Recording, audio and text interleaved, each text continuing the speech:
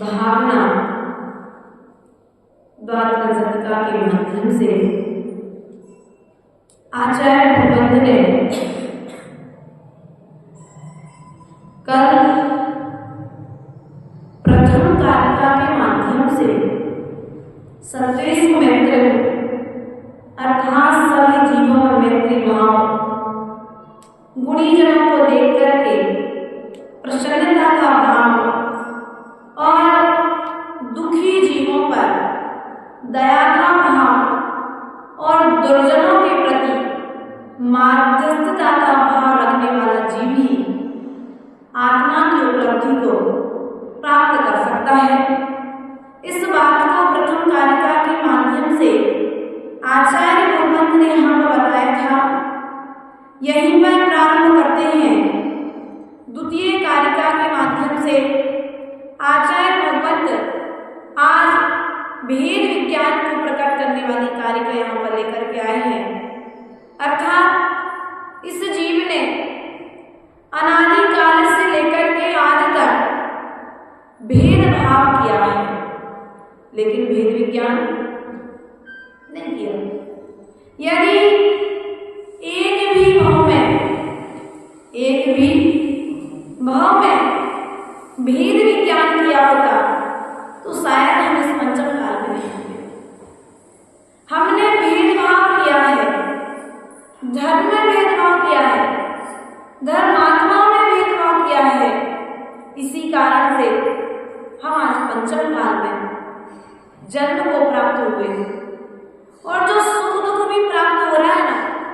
यह भी भेदभाव का ही फल है। भगवान को देख करके भेदभाव करते हैं, साधुओं को देख करके भेदभाव करते हैं, धर्मात्मा को देख करके भेदभाव करते हैं, सामान्य वस्तुओं को देख करके भेदभाव करते हैं। आचार्य भगवान कहते हैं जो तत्व में रुचि रखने वाला जीव होगा वह बाह्य वस्तुओं को देख करके उन वस्तुओं में भी भेद विज्ञान करेगा, भेदभाव नहीं करेगा। एक राजा की कहानी आती है भेद विज्ञान को अर्थात भेदभाव को बताने के लिए। एक स्त्री मार्ग में पड़ी हुई है, एक स्त्री मार्ग में मरी हुई मरणासन अवस्था में पड़ी हुई है। मार्ग से जाते हुए व्यक्ति उस स्त्री को देख रहे हैं, लेकिन दृश्य एक ही है।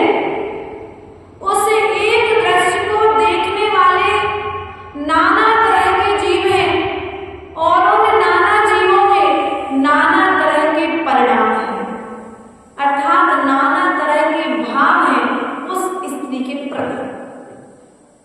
एक त्र्यंच गति का जीव जब उस मृतक स्त्री के शरीर को देखता है तो विचार करता है काश ये स्त्री मेरे भोजन का साधन बन पाती, यदि ये श्रावक यहां न खड़े। वह स्वान उसमें स्वाद ढूंढ रहा है। एक राजा उसी मार्ग से निकलता है और मार्ग पर निकलते हुए उस स्त्री को देख करके जो मरणासन है, काश यदि ये स्त्री जिंदा होगी तो मैं इससे विवाह करके सुख भोगता। वह उस मरणासन स्त्री को देख करके विषयों की आकांक्षाएं अर्थात इच्छाओं की पूर्ति का साधन बनाता है।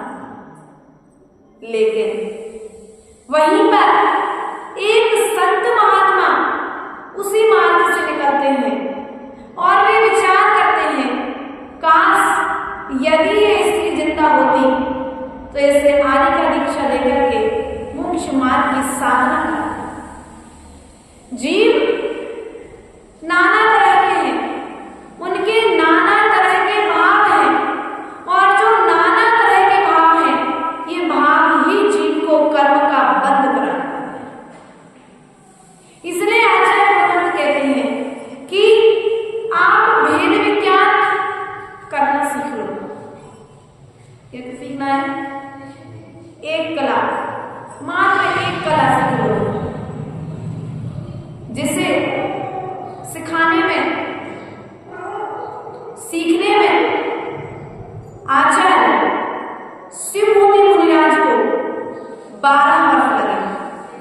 कौन सी कला? भेद विज्ञान की कला को सीखने में शिवमूर्ति मुनिराज को 12 वर्ष लगे। और जब भेद विज्ञान प्रकट हुआ तो केवल ज्ञान हो गया। और हम चाहते तो हैं कि हमें केवल ज्ञान जैसी संपत्ति प्राप्त हो, लेकिन हम भेदभाव करके चाहते हैं। आचार्य भगवत कहते हैं कि जिस प्रकार से समोसण में बैठ करके भगवान महावीर स्वामी ने भेदभाव नहीं किया क्या? बोलो, आप तो चौक लगाते ना, श्रावक आज श्रावकों की मेंटली बन गई है, ऐसी मानसिकता बन चुकी है कि फलाने संघ का साधु आएगा तो हम चौका लगाएंगे, हमारी जाति का साधु आएगा तो हम चौका लगाएंगे। लेकिन भगवान महावीर स्वामी जब समोसण में बैठे ना विनोद जी, तो उन्होंने भेदभाव नहीं किया। वे तो भेद विज्ञान के साथ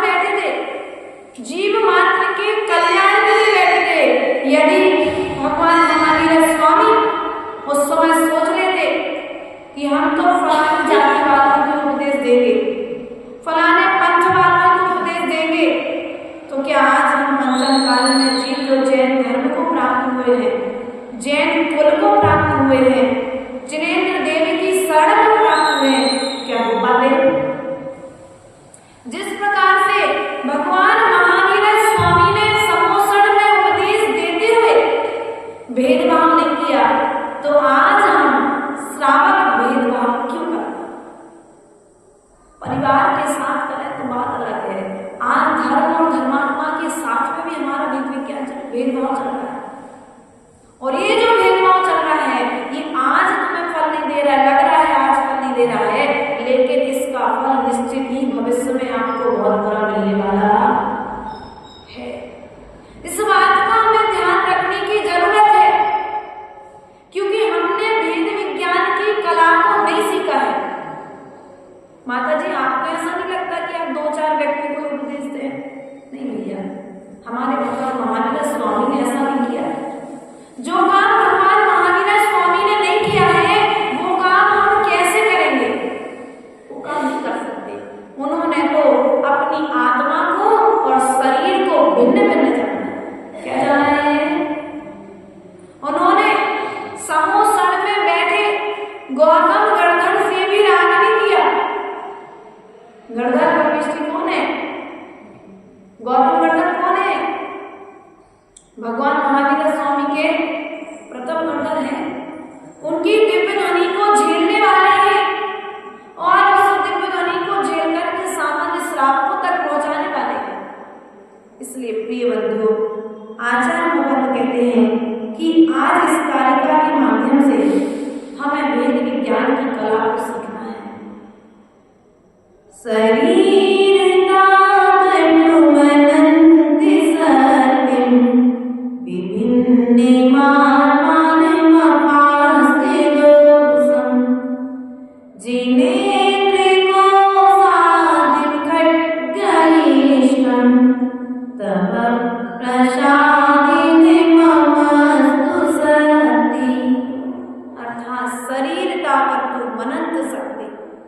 आचार्य भगवत यहाँ पर कहते हैं शरीर से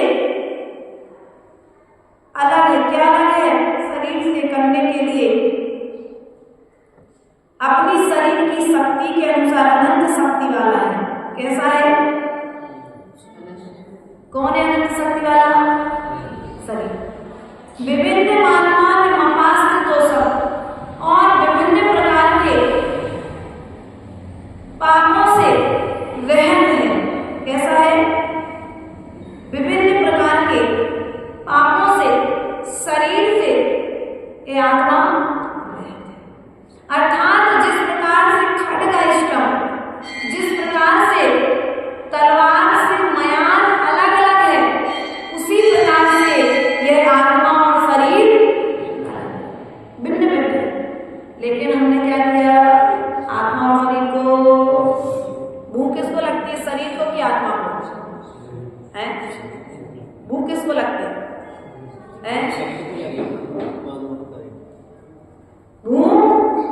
भोजन शरीर को चाहिए है, लेकिन जो मन है, जो विचार है, ये भोजन चाह रहा है।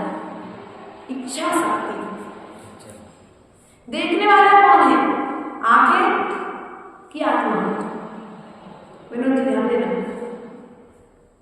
आंखें देखती है कि आत्मा देखती है?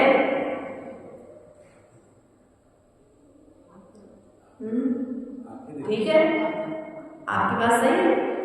आंखें देखती है तो एक काम करो, एक पल के लिए जो मुर्दा तुम्हारे सामने है उसको ले आओ।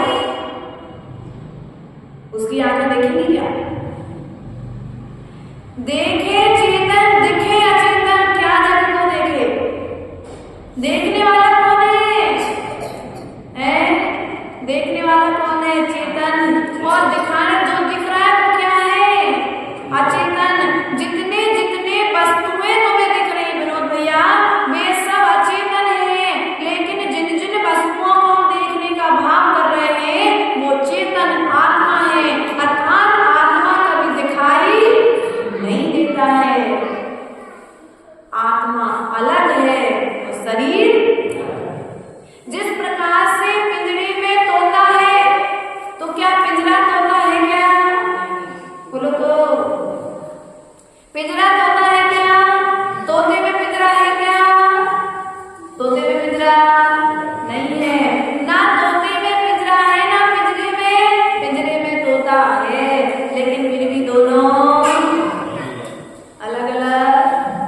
पिंजरे में रहकर तोता दूध भात भी खाता है, लेकिन जैसे ही यदि उसको थोड़ा सा गेट खुला मिल जाए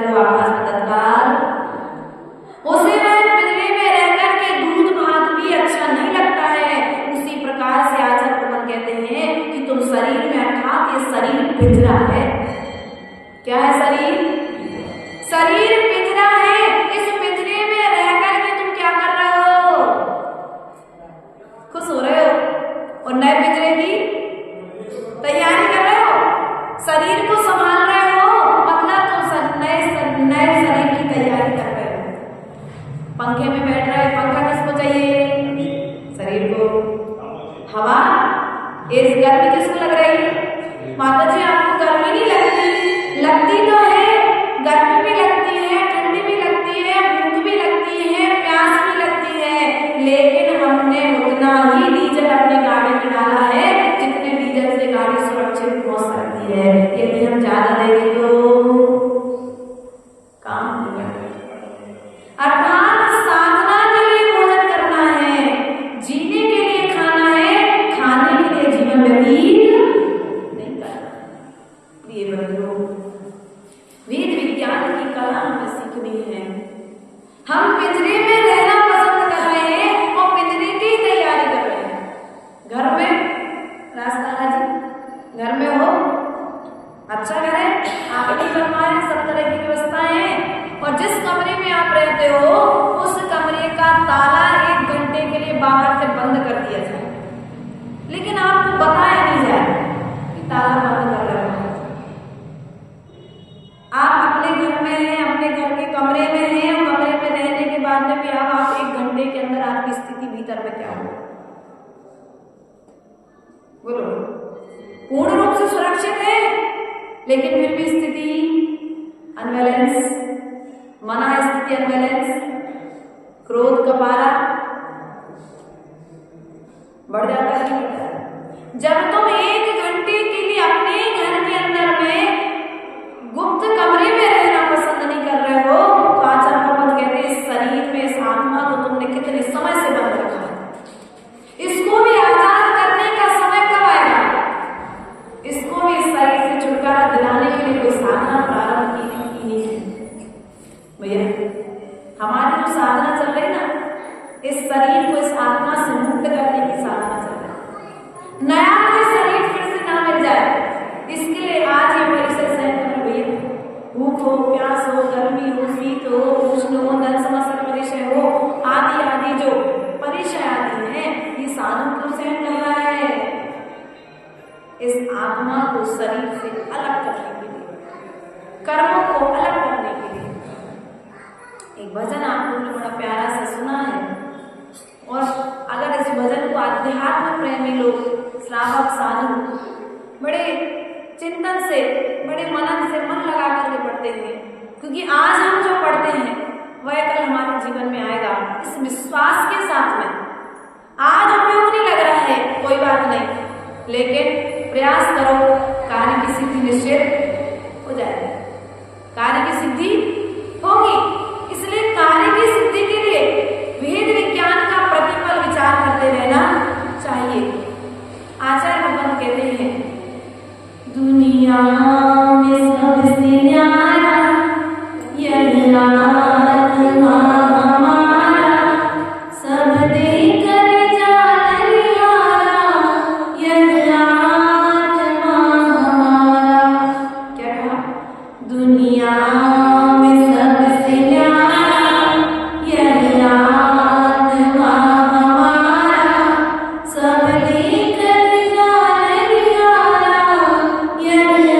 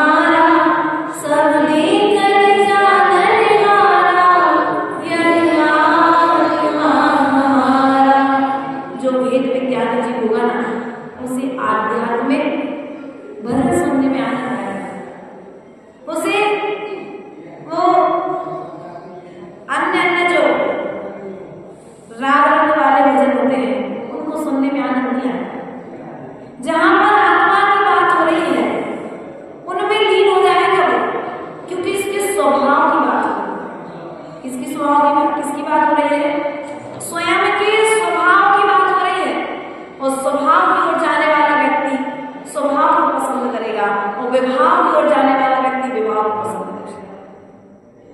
आचार्य भगवंत पूज्यपाद स्वामी कहते हैं इतश्चिंता मणिर् दिव्य इतः विन्यात खंडिकम् ध्यानेन चेदुभे लभे क्वाल्प्रियन्त्यां विवेकी।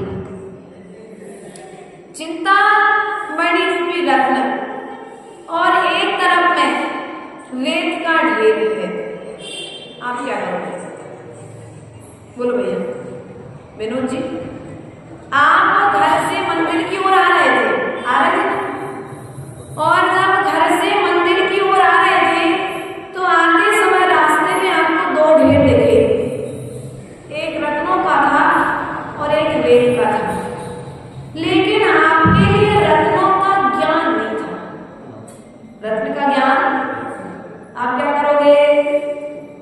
कांच का टुकड़ा समझकर उसे वहीं पर, लेकिन जैसे आप मंदिर आए और दूसरे ने कहा कि भाई वहां रत्नों का ढेर था, आपने देखा क्या? बोले हाँ देखा तो था, रत्न का ढेर था। अरे पता ही नहीं था। अब मंदिर की डिब्बी छोड़ोगे मंदिर के दरवाजे को पहले नंबर उठाने के लिए, क्यों? क्योंकि अब आपको रत्न के ढेर का ज्ञान। उसी प्रकार से ये जो मनुष्य पर्याय है, मनुष्य पर्याय है, संगीत पंचेंद्रिय पर्याय जो आपको मिली है, वेद विज्ञान को बतलाने वाला भैया, वेद विज्ञान को बतलाने वाला ये जो धर्म आपको मिला है, यदि तुम इसको अभी कदर कर लोगे तो ठीक है, वरना फिर अनादिकाल से ये विषय लोगों का ज्ञान होने के कारण रेत तो अनादिकाल से उठाते आ ही रहे। इसलिए प्रयास को साथ करो। इस मनुष्य पर्याय में आने के पश्चात अभ्यास करो। क्या करना है? अभ्यास करो। किसका अभ्यास करो? वेद विज्ञान का। आत्मा अलग है, शरीर अलग है। भूख किसको लगती है? शरीर। आत्मा को कुछ पुष्ट होने वाली है क्या? नहीं पुष्ट होने वाली है। इसलिए अब पुरुषार्थ प्रारंभ करो, सामयिक अभ्यास करो। आचार्य भगवंत कहते हैं जिसे मैंने अनादिकाल से ढूंढा, कहाँ नहीं देखा, लेकिन वो मुझे नहीं मिली। कौन? सामयिक। कहाँ नहीं ढूंढा? यदि उपदेश सुनाने वाला कोई भी मिला तो हमने उसका आचरण, यदि वर्तमान में तुम्हें कुछ करने योग्य कार्य है तो श्रावक के कर्तव्यों में भी सामयिक का उल्लेख आया है और साधु के आवश्यक कर्तव्यों में भी सामयिक है। क्या? मुनि चेरिया श्रावक की चेरिया में, गुरुदेव ने कहा इस बात को पल्लवित किया है। मुनि चेरिया श्रावक की चेरिया में